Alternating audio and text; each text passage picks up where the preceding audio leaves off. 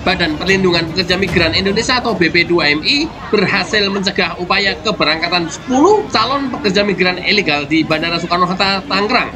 Para calon pekerja migran tersebut direncanakan akan ditempatkan sebagai asisten rumah tangga atau ART di Arab Saudi. Kecurigaan muncul ketika sekelompok wanita yang akan berangkat ke luar negeri ditanyai oleh petugas imigrasi Bandara Soekarno-Hatta yang kemudian berujung pada pencegahan tersebut. Pencegahannya terjadi pada hari Sabtu 13 Mei 2023 di Bandara Internasional Soekarno-Hatta. Kecurigaannya karena adanya rombongan ibu-ibu yang akan berangkat ke luar negeri.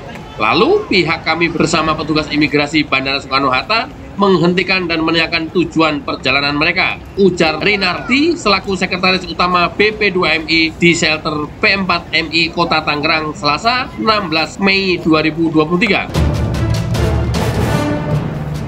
Rinardi menyatakan bahwa para calon pekerja migran kemudian dibawa langsung ke lounge BP2MI untuk diperiksa identitas dan kelengkapan dokumen penempatan sebagai pekerja migran Indonesia. Namun dari pemeriksaan tersebut, mereka hanya mampu menunjukkan paspor dan tiket pesawat tujuan Jakarta Kolombo dan Kolombo Riyadh tanpa dokumen kelengkapan pekerja migran Indonesia lainnya. Adapun 10 calon pekerja migran ilegal tersebut semuanya adalah perempuan yang berasal dari Provinsi Jawa Barat dengan rata-rata usia 32 tahun dan pendidikan tamatan SD sampai dengan SMP. Berdasarkan informasi yang dikumpulkan oleh petugas, para calon pekerja migran direkrut oleh para calo di kampung halamannya dan dijanjikan gaji yang besar serta diberi uang sebelum berangkat. Selanjutnya, mereka dibawa ke Jakarta untuk medical check-up dan pengurusan dokumen visa.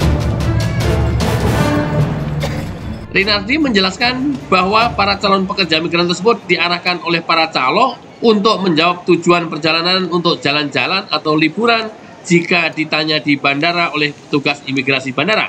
Saat ini, para calon pekerja migran tersebut ditampung di shelter BP2MI yang berada di Kota Tangerang untuk menyelesaikan pemeriksaan dan proses lebih lanjut dari Polrestra Bandara Soekarno-Hatta.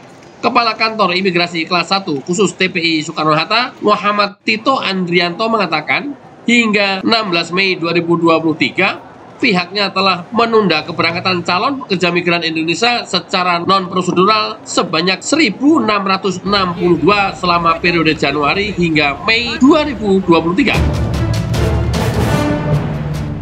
Pada Januari, kami berhasil menunda PMI itu sebanyak 212 orang, Februari 415 orang, Maret 530 orang, April 307 orang, hingga 6 Mei ini baru ada 198 orang yang kami tunda keberangkatannya, ujar Tito.